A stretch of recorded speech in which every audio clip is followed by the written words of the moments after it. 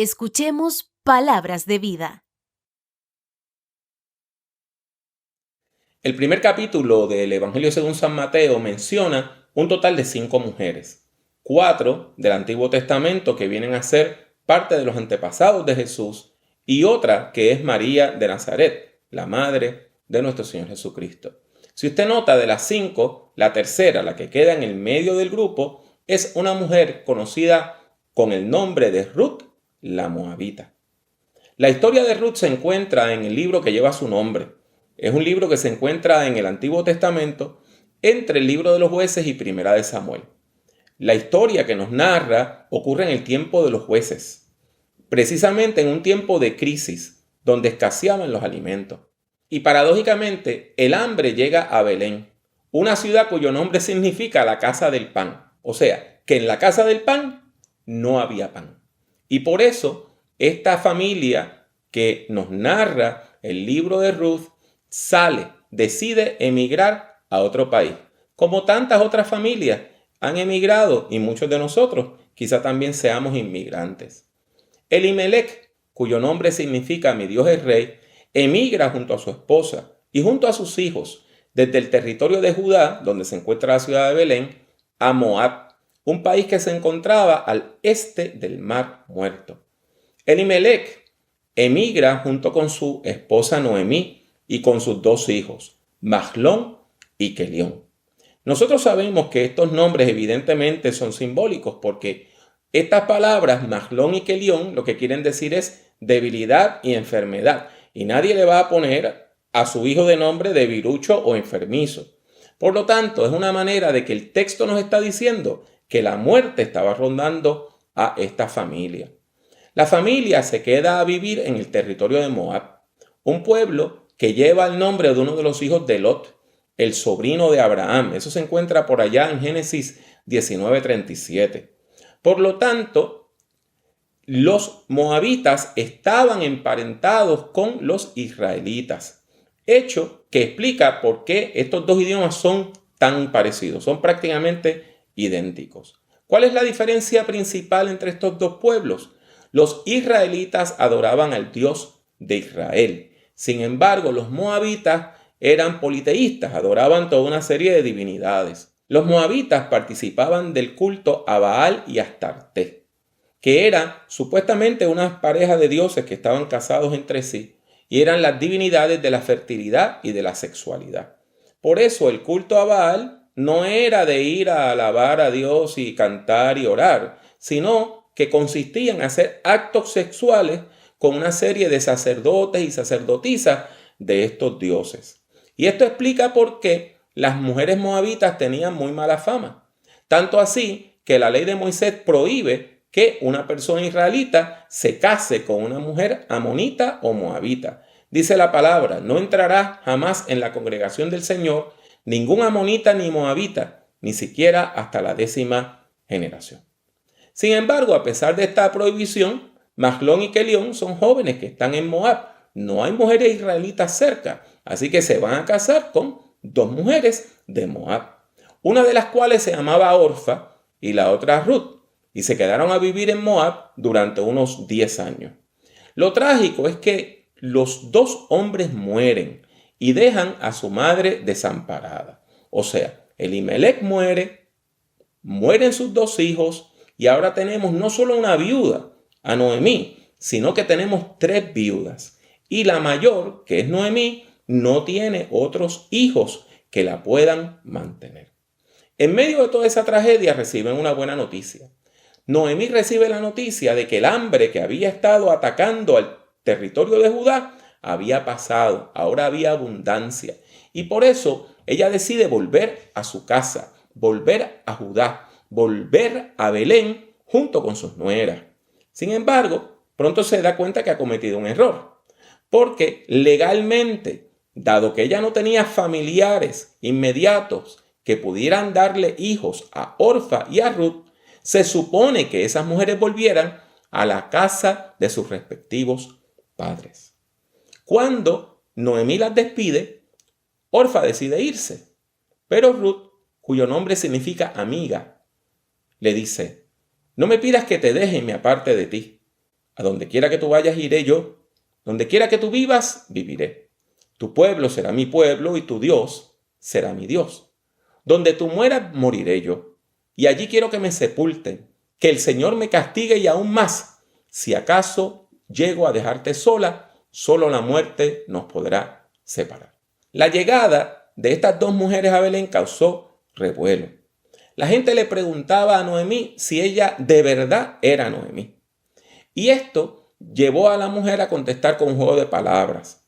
Noemí quiere decir mi delicia y Mara quiere decir amargura. Y el texto dice, pero ella le respondió, ya no me llamen Noemí, llámenme Mara. Ciertamente grande es la amargura que me ha hecho sentir el Todopoderoso. Yo salí de aquí con las manos llenas, pero Él me ha hecho volver con las manos vacías. ¿Por qué llamarme Noemí? Si el Señor se ha puesto en mi contra y mis aflicciones vienen del Todopoderoso. ¿Cómo iban a sostenerse estas dos mujeres? ¿De qué iban a vivir? Aunque en el mundo antiguo la mayor parte de las mujeres no podían trabajar, la ley de Moisés solamente les permitía trabajar en el hogar. Sin embargo, la ley de Moisés tiene unas cosas que son importantísimas, muy buenas, muy lindas. Y una de ellas es que la ley de Moisés permitía que una persona pobre fuera a campos ajenos, campos que no le pertenecían a esa persona ni a su familia, a recoger los frutos que los obreros dejaban atrás. Escuchen lo que dice Deuteronomio 24:19. Cuando ciegues el trigo de tu campo y dejes algún manojo en el campo, no regreses a recogerlo. Déjalo allí para los extranjeros, los huérfanos y las viudas. Así te bendecirá el Señor tu Dios en todo lo que hagas. Dado que Ruth era extranjera y viuda, la ley le permitía ir a recoger espigas de granos. Y curiosamente, esta mujer, que no debía tener más de 25 años, va al campo de un pariente llamado Booz, un hacendado que era pariente de Elimelech. Y aunque los hacendados no acostumbraban supervisar sus campos, ya que eso por lo regular era tarea de los mayordomos, Booz visita la hacienda y cuando va, ve que está esta mujer allí, que definitivamente le tuvo que llamar la atención. Al parecer, el hacendado piensa que ella es una esclava, porque él pregunta de una manera muy machista de quién es Ruth. El texto dice, luego Booz le preguntó al mayordomo de sus segadores, ¿de quién es esa joven? Y el mayordomo le respondió, es la moabita que volvió con Noemí de los campos de Moab. Nos pidió que la dejáramos ir tras los segadores y recoger lo que se va dejando entre las gavillas. Y desde esta mañana que entró en el campo, no ha descansado ni siquiera un momento. Impresionado, Booz rompe las reglas sociales y le habla directamente a la joven. Le dice, escucha, hija mía, no te vayas de aquí, ni vayas a espigar a otro campo. Quédate aquí con mis criadas. Fíjate en qué campo van a segar y síguelas. Ya he dado órdenes a mis criados de que no te molesten. Cuando tengas sed, ve a donde están las vasijas y bebe del agua que saquen los criados. Sorprendida, ya que en aquel tiempo los hombres no hablaban en público con las mujeres, Ruth pregunta por qué Booz la trata con tanta bondad cuando ella es extranjera.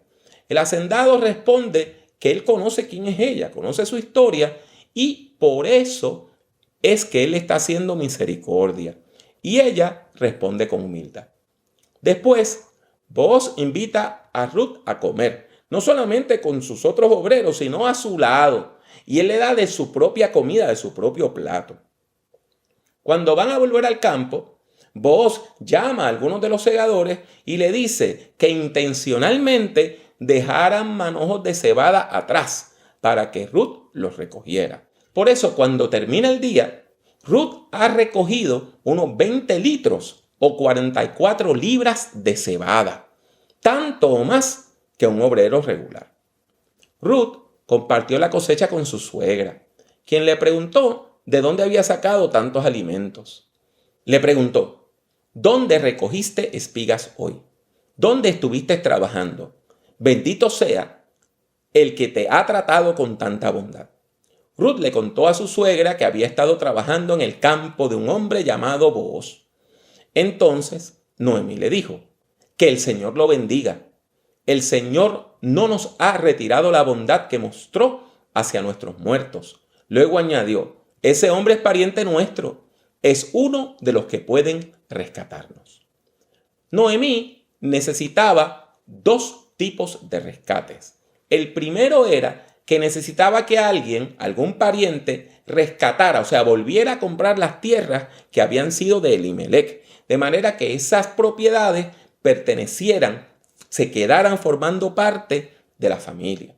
Y en segundo lugar, Noemí necesitaba que algún pariente rescatara a Ruth, dándole un hijo a su difunto hijo, o sea, dándole un nieto, dándole un hijo de Ruth, que legalmente iba a ser hijo de Ruth y de su difunto esposo.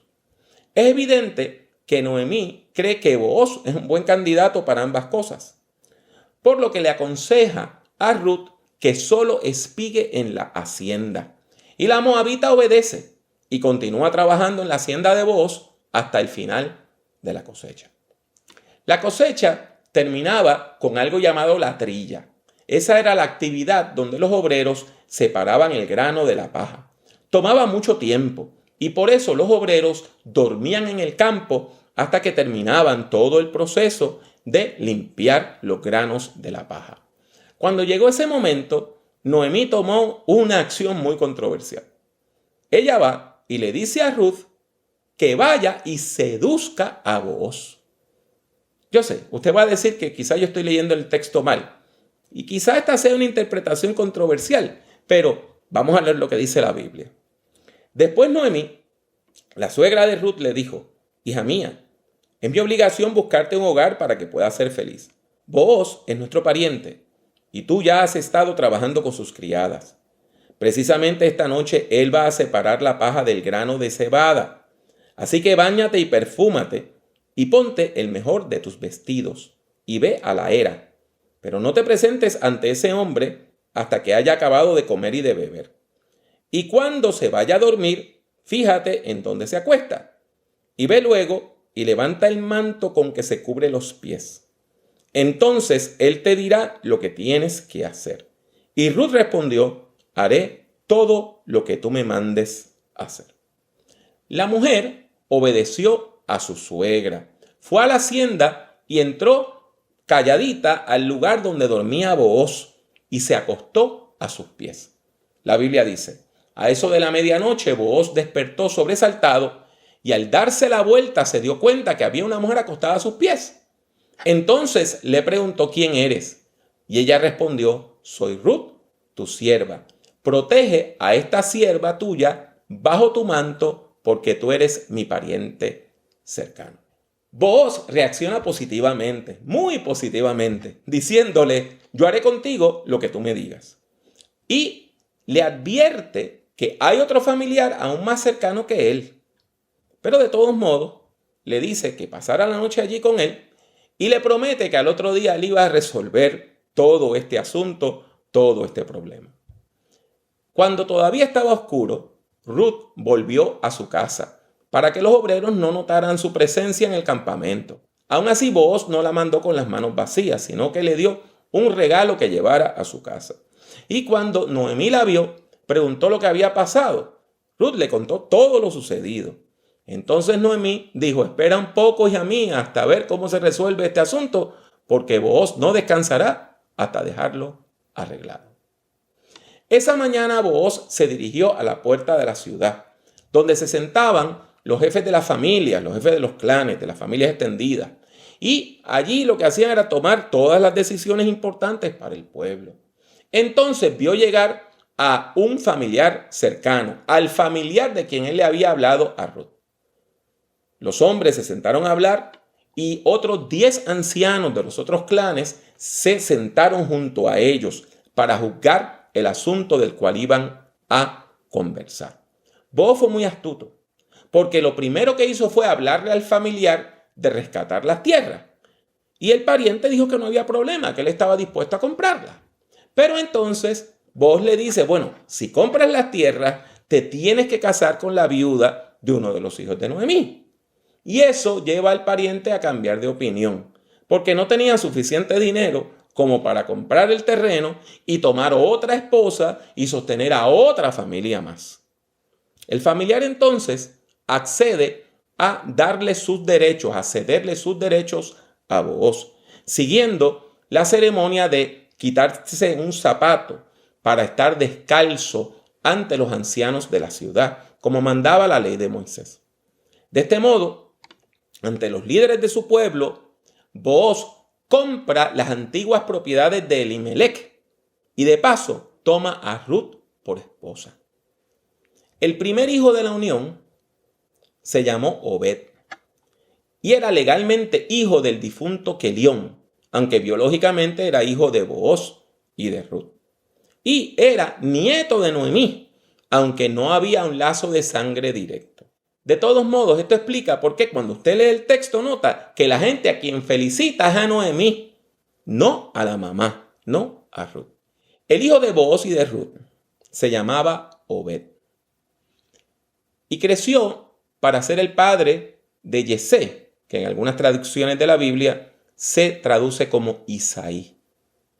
Ese Isaí fue el padre del rey David y por lo tanto fue uno de los antepasados de Jesús de Nazaret. ¿Qué les parece eso? La Biblia nos dice que otra mujer extranjera de reputación dudosa y con una historia sexual muy complicada llegó a formar parte de los antepasados de Jesús de Nazaret. ¿Y por qué Dios permitió eso? Porque Dios es misericordioso, porque Dios sabe leer los corazones de la gente y porque Dios demuestra su inmenso amor de manera particular a las personas más débiles, más pobres y más vulnerables de nuestra sociedad. Demos gracias a Dios. Gracias a Dios, porque Dios no nos juzga de acuerdo a nuestros pecados, sino conforme a su misericordia y a su bondad. Ha llegado el momento de responder al mensaje que hemos escuchado, a la palabra de Dios que ha sido proclamada. ¿Me acompañan en una palabra de oración? Dios santo y bueno, Dios que no amas la maldad. Gracias te damos por la hermosa historia de Ruth, que fue verdadera amiga, tanto de su suegra como de todos sus familiares. Gracias porque es un ejemplo de perseverancia y es un ejemplo, Padre amante, de la misericordia que tú tienes. Gracias, Señor, porque tú sabes tener misericordia, porque tú sabes tener bondad, porque tú sabes bendecirnos, porque tú nos recibes cuando todos nos rechazan. Gracias, Señor. Gracias. Gracias, Señor. Que esto sea una realidad en nuestras vidas y que sintamos que tú sí nos aceptas. En el nombre de Jesús. Amén.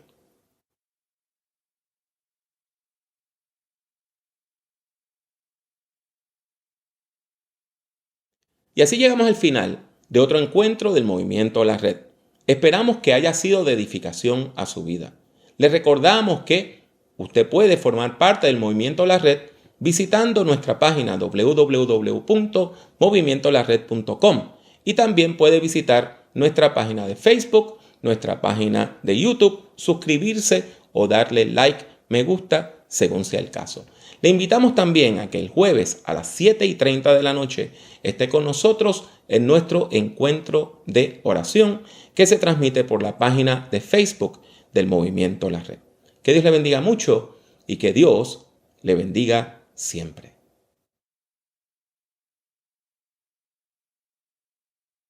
Y a aquel que es poderoso para cuidar de que no caigan y presentarlos intachables delante de su gloria con gran alegría, al único Dios, nuestro Salvador, por medio de Jesucristo, sean dadas la gloria y la majestad y el dominio y el poder desde antes de todos los siglos y siempre. Amén. Únase al Movimiento La Red visitando nuestra página web www.movimientolared.com. Busque el Movimiento La Red en Facebook y suscríbase a nuestra página oprimiendo el botón de like, me gusta. El Movimiento La Red es una comunidad de fe que se reúne a través de las redes sociales. La participación es libre y voluntaria. Está abierta tanto para ser su principal comunidad de fe como para enriquecer su vida espiritual. La Red es un movimiento cristiano que no está afiliado a denominación alguna.